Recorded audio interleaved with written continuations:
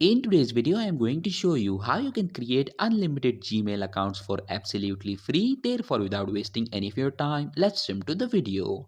So in order to create unlimited Gmail accounts, what you need to do is to open your internet browser, and in the search bar you need to type tempmail, TEMPMAIL, and click on search. Now click on this first link and wait for a few moments. Once this email address is created, click on copy, and using this email address create your account on Gmail. Once the account is created, a verification code will be sent to this email address to verify your new Gmail account. So in order to get that verification code, you need to come back to this website and scroll down, and right here in this inbox section you will receive the OTP code.